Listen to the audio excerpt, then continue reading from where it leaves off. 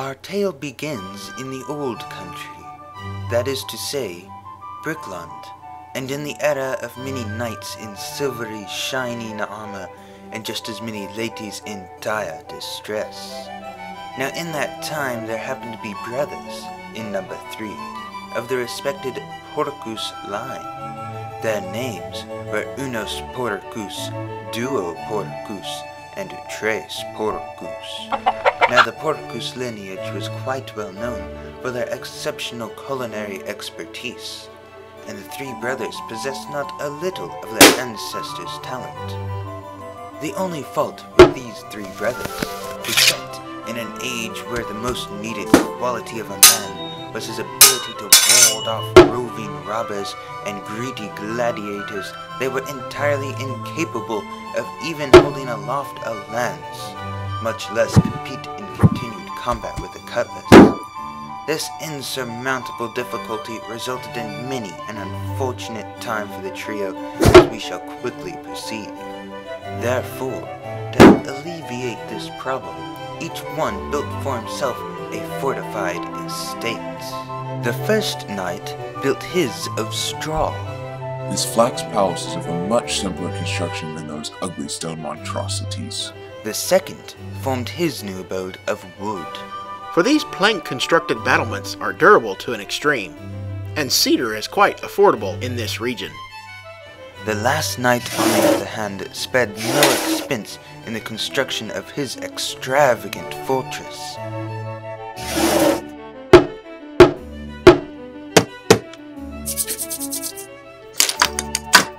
Inflate thyself with thou incredibly ignorant apparatus. For quite some time the trio of knights remained safe from attack, but soon an evil being of wolfish nature stepped upon the scene. That day a devious and destructive robber came near to the flaxen fortress of the first knight. If my nostrils doth not now deceive me, then this overpowering aroma which I now sense could be naught but fowl famously fricasseed in a fantastic fashion. I must procure some of this scrumptious food. He then all but demanded to be granted entrance, but the knight, seeing that he was a robber and vagabond, declined to throw open his portal. Sir, I see that thou hast not received me well, and hast not allowed me to dine at thy table, nor partake of thy wondrous fare. This insult I shall not forget. Thou foul fiend, I shall not let thee into mine castle. No, not even by the hair on my chin shall I dare to let thee in. Because of this offense to me, I shall force my way into thy kitchen, and I shall bring down thy straw walls, even if I must blow them down, for thy inhospitality shall be revenged. It is apparent unto me that the most favorable course of action at this point is to flee.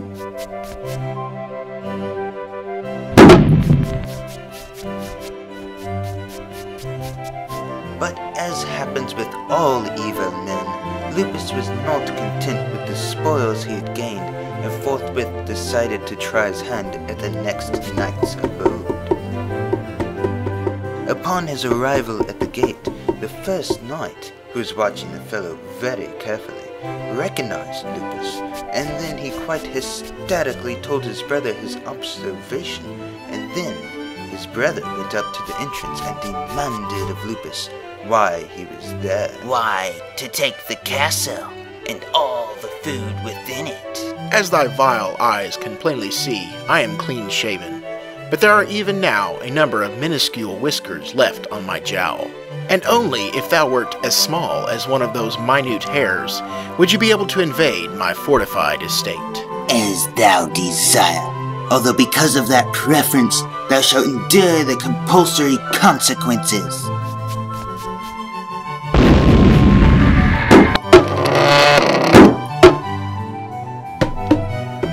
Now I must stop and make a note of the peculiar person who was the third knight. Although he could fight no better than his brethren, he was a large man, in height as well as in girth, and also he could boast and bluster about in such an imposing manner as to not only sound, but act and seem as though he was the most powerful warrior in the realm.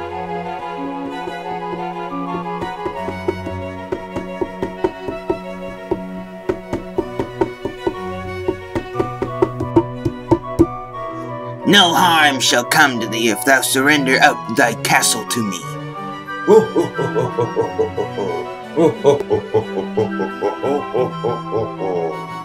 Good sir, thou art hilarious to an extreme. Although I see that thou hast had an unpleasant lot in life. How wouldst thou like to come into my rock-hewn abode and labor for me?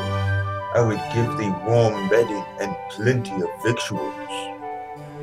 You think me poor and weak, but I shall verily take this castle as I did the others. Why, I could scale thy walls with my bare hands. I could kill thee right now by casting up my knife. Or I could... Or perhaps thou couldst attempt to blow asunder my ramparts with all the fiery air that is proceeding out of thy lips. Thou fool!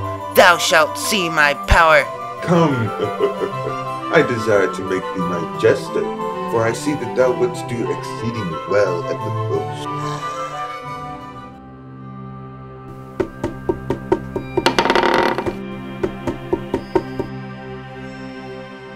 No, it shall not be so.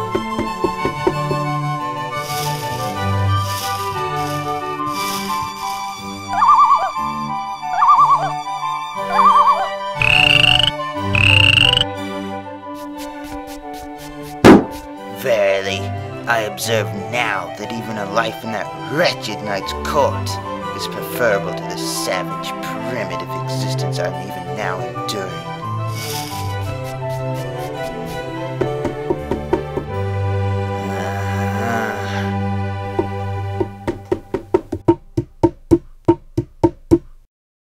No.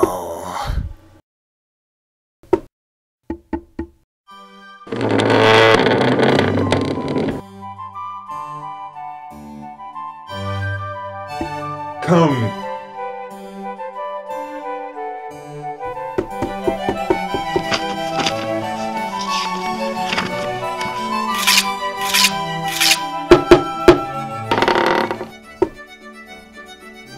After being hardly pressured by the knights, Lupus decided to give up his evil, thieving ways. He and the Porpoise brothers then had peace, and they all lived happily ever after. That is, until they all died.